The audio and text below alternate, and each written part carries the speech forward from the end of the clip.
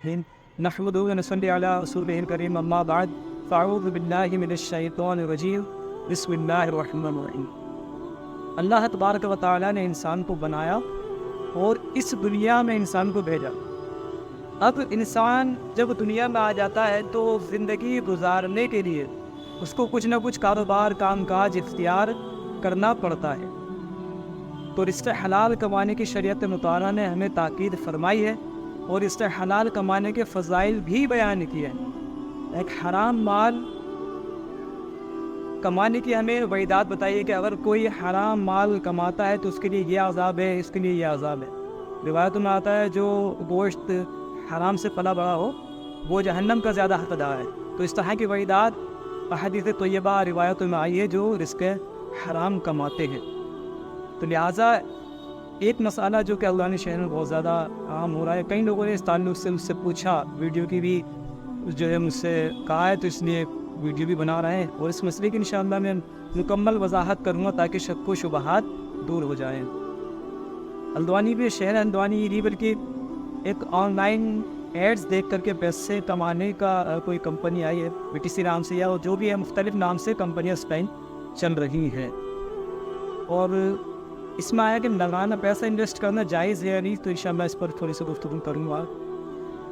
لہٰذا جب بھی کوئی کمپنی آئے یا انویسٹ کرنا ہو، ہمیں شک و شبہ ہو کہ جائز ہے یا ناجائز، تو ہمیں چاہیے کہ علماء سے رجوع کریں اور اپنی طرف سے بالکل بھی جو ہیلے بہانے نہ کرے کہ یہ جائز ہے، وہ پیسہ لگا رہا ہے تو جائز ہے۔ مذہبی کسی نے چولا پہن لیا ہے، بظاہر عالم نظر آ رہا ہے، یا عالم بھی ہے اور وہ پیسے لگا رہا ہے کسی ناجائز کام میں، تو اس کا مطلب یہ نہیں ہے کہ اس کا پیسے لگانا وہ جائز ہو جائے گا، نہ ہی آپ کو حجت بنا سکتے ہیں اور نہ ہی ان کے یہ کرنے سے فعل کا جائز ہو جائے گا۔ تو لہٰذا شریعت مطالعہ نے کچھ اصول اور ضابطے بیان کیے ہیں کاروبار کرنے کے۔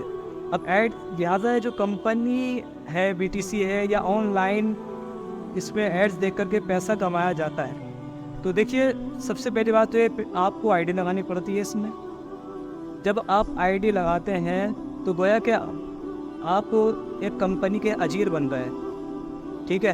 اجیر کا مطلب یہ ہوتا ہے کہ آپ کسی کمپنی یا کسی مالک کے پاس کام کریں اور پھر وہ آپ کو اس کی اجرت آپ کی محنت کے مطابق دیتا ہے، پر اجیر بننے کے لیے آپ کو پیسہ انویسٹ نہیں کرنا ہوتا ہے۔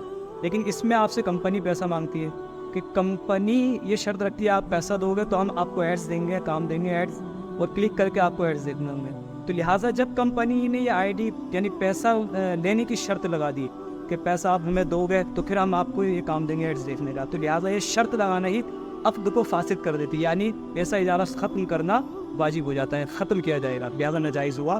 اور دوسری بات، اگر اس پر ہم یہ کہیں کہ ٹھیک ہے ہم کمپنی کے اجیر بن رہے ہیں یعنی ورکر بن رہے ہیں، تو پھر بھی جو کمپنی ایڈز ہمیں دے رہی ہے دیکھنے کا یا کلک کرنے کا، اس پہ لائک کرا جائے، جو بھی کیا جائے، تو یہ ایسا کام نہیں ہے جس پر منفعت جس سے مقصود ہو، یعنی یہ اجارہ بننے کے قابل نہیں ہے کہ ٹچ کرا اور جو ہے وہ لائک ہو گیا اور پھر ہم اس سے اجارہ کریں، تو ٹچ کرنا محض اجارہ نہیں بن سکتا، لہذا فاسد ہے۔ اور دوسری بات، یہ جو ایڈز ہوتے ہیں اس میں خلاف شرع بھی اس میں ایڈز آتے ہیں، ویڈیوز وغیرہ آتی ہے اور وہ آپ کو دیکھنی پڑتی ہے، تو لہٰذا جس وجہ سے ناجائز ہوا۔ کمپنی آپ کو ایک حرام کام کرنے کے لیے کہہ رہی ہے اور پھر آپ حرام کام کر رہے ہیں اور پھر اس سے پیسہ کما رہے ہیں۔ اب آپ اندازہ لگائیں کہ کتب فقہ میں ہمارے فقہاء نے صراحتاً فرمایا ہے کہ اگر کوئی بندہ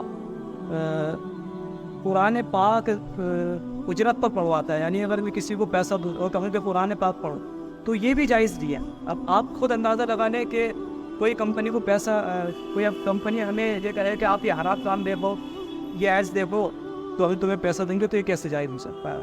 تو لہٰذا یہ بالکل ناجائز ہے، اس کی شریعت میں کوئی جائز ہونے کی کوئی صورت نظر نہیں آتی، کوئی صورت نظر نہیں آتی اور یہ جائز نہیں ہے۔